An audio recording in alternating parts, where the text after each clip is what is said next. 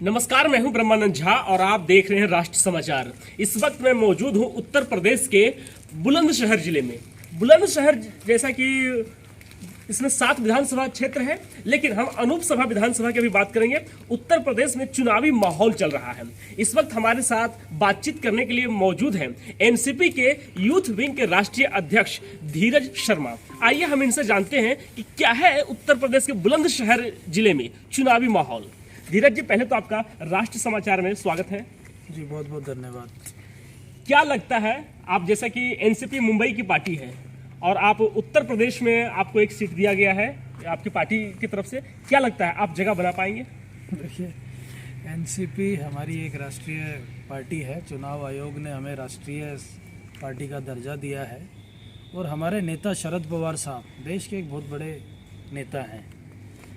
बात सही है कि इस वक्त हमें 403 में एक सीट हमें मिली है, लेकिन इस वक्त सीट मायने नहीं रखती। इस वक्त मायने ये रखता है कि इन सांप्रदायिक ताकतों को हमें हराने का काम करना चाहिए, जो प्रदेश को और देश को बांटने का काम कर रहे हैं। ये सभी लोगों की एक नैतिक जिम्मेवारी है, जिन्होंने इस देश में नफरत का जहर घोलने का काम किया है, उनको हमें हटाना है। इसके लिए सभी लोगों को साथ में आना ज़रूरी है। अपनी नैतिक जिम्मेवारी को समझते हुए हमने ये फैसला लिया है समाजवादी और रालोद के गठबंधन के साथ जाने का। ऐसा कहा जाता है भाजपा की तरफ से, लगातार मतलब आरोप प्रत्यारोप लगाया जाता है कि जो लाल टोपी है समाजवादी पार्टी की, तो लाल खतरों का निशान है और आप खतरे से जाके मिल गए हैं। इस पे क्या कहेंगे?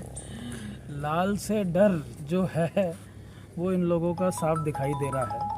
अब लाल टोपी कर रहे हैं या भांति भांति के आरोप प्रत्यारोप लगा रहे हैं, लेकिन ये इनकी बौखलाहट है। कभी गर्मी वाला बयान देते हैं मुख्यमंत्री जी, कभी लाल टोपी बोलते हैं।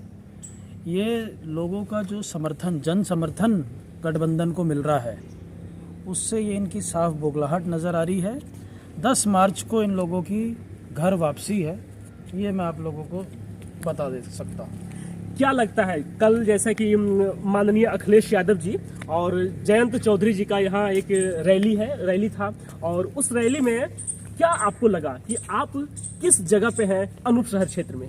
देखिए, हम लोगों ने देखा जिस तरीके से पूरे अनूप शहर विधानसभा से, गांव-गांव से, घर-घर से लोग उतरकर सड़कों पे आ गए, जिस तरीके से जो प्रतिसाद गठबंधन के लोगों को दे रहे थे, अखिलेश यादव जी को, जयंत चौधरी जी को, उससे तय हो चुका है कि अब ये चुनाव ये कैंडिडेट का नहीं बच गया है, गठबंधन के प्रत्याशी का नहीं बच गया है। ये लोगों ने अपने मन पे ले लिया है, और जब लोग चुनाव मन पे ले लेते हैं तो बदलाव निश्चित होता है। और मुझे पूरा भरोसा है के शर्मा आने वाली तारीख को विधानसभा पहुंच रहे हैं। गठबंधन के प्रत्याशी भारी बहुमत से विजयी होने जा रहे हैं। क्या लगता है, जिस तरह से कल यहाँ पे कांग्रेस की भी प्रियंका गांधी यहाँ रैली की थी और अखिलेश यादव जी भी सभी मौजूद थे, अमित शाह की भी कल रैली थी, और कहीं ना कहीं देखा गया कल शाम को बुलंदशहर में ही कि अखिलेश यादव और प्रियंका गांधी की रैली जो थी आपस में मतलब मेल की है,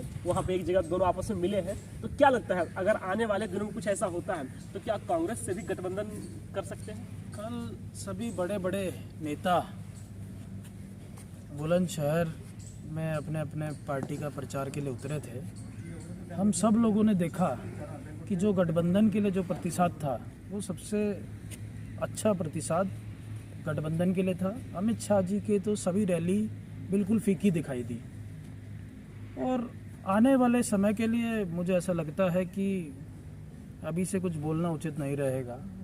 बहुत सीनियर सब लीडर यहाँ पे बैठे हैं, वो आने वाले समय अनुसार निर्णय लेंगे, लेकिन मुझे लगता है कि गठबंधन की जीत तय है और भारी बहुमत से उत्तर प्रदेश में वो सरकार बनाएंगे। भाजपा की तरफ से ये भी कहा जाता है कि समाजवादी पार्टी गुंडों का सरकार अगर आएगी तो वहाँ गुंडागर्दी यूपी में और बहुत ज़्यादा बढ़ जाएगी। इसके ऊपर आप क्या कहना चाहेंगे?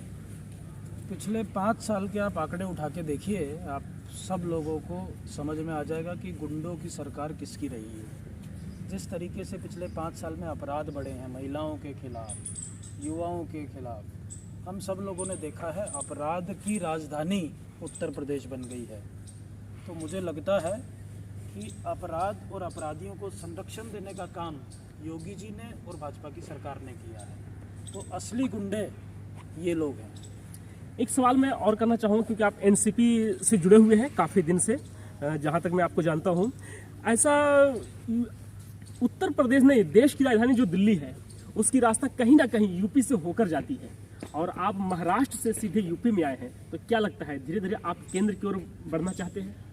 देखिए, हर मायने से उत्तर प्रदेश एक महत्वपूर्ण प्रदेश है।